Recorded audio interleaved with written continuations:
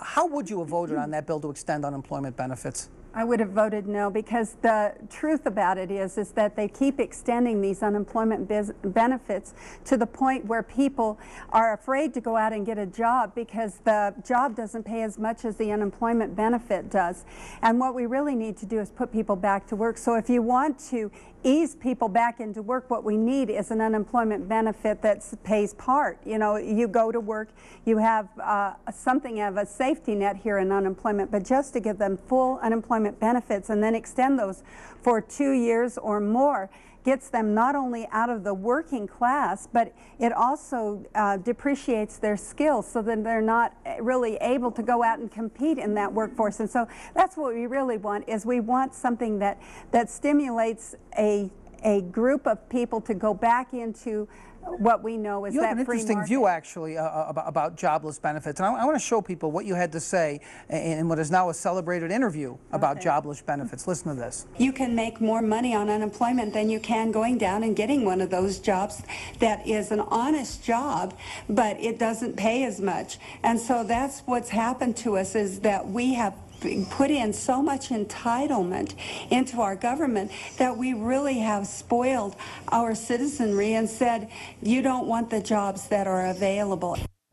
So you're saying that these tens of thousands of Nevadans, they're sitting on their couches, they're all spoiled, they don't want to go out and get a job, and I'm going to cut off your benefits. That's your attitude toward these. No, come on, John. But you said they're spoiled.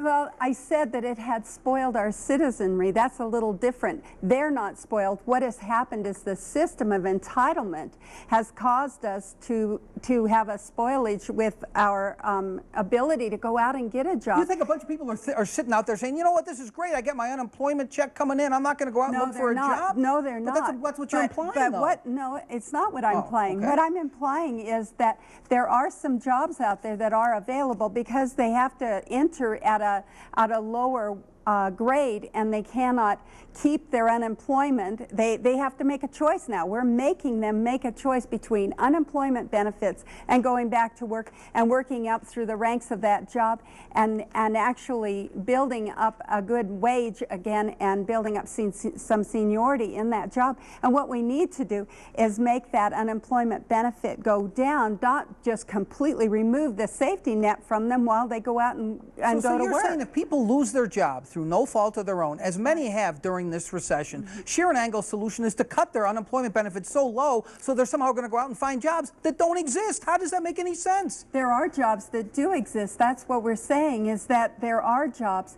but those jobs are entry-level jobs and they don't pay what the worker can make a living on. There's a lot of people sitting out there now who don't have jobs to say, I'll take anything. I'll work at McDonald's. I'll go dig ditches. And then we should start to supplement with the unemployment, but just to give them an unemployment benefit and then say, if you get a job, you don't get unemployment anymore.